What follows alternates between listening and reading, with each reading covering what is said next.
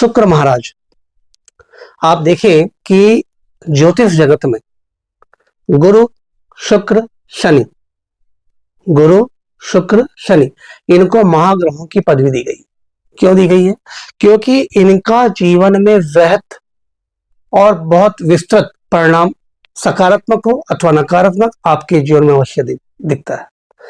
जैसे गुरु होते हैं आध्यात्म के देव, धर्म के देव, ज्ञान के देव, शिक्षा के देव, समृद्धि के देव, वैसे ही शुक्राचार्य महाराज दैत्यों के जो अधिपति है वो आपकी सुख समृद्धि उन्नति प्रतीक लग्जरी ग्लैमर फॉरेन ट्रेवल कीमती जवाहरात आभूषण भौतिक जगत के सारे सुखों की प्राप्ति फॉरेन ट्रेवल करवा के आपको विदेश व्यापार में जोड़ना और विदेश से कई प्रकार के इंपोर्ट एक्सपोर्ट के माध्यम से कई प्रकार के लाभों से युक्त करना, उसके प्लेनेट कहलाते हैं जो कि तृतीय भाव से अब चतुर्थ भाव में प्रवेश कर जाएंगे।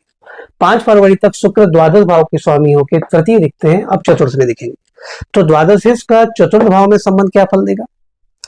भोग का स्वामी, क्योंकि वैसे भी शुक्र को आप देखें कि भोग विलासिता लग्जरी ग्लैमर खर्चा, मतलब आप जितनी भी आधुनिकता दिखती है आपके इस जगत में, इस आप मार्केट कभी निकलिएगा, आप एक लग्जरी मॉल जाइएगा, आप एक लग्जरी क्लॉथ के रूम में जाइएगा, एक क्लॉथ हाउस में जाइएगा या किसी लग्जरी क्लॉथ स्टोर में जाइएगा, लग्जरी ज्वेलरी के स्टोर में जाइएगा, लग्जरी मोबाइल गैलरी में जाइएगा, जो आपको फील आता है, एक अट्रैक्शन आता है, एक रूपक आता है, एक सौंदर्य आता है, वो कौन देता है?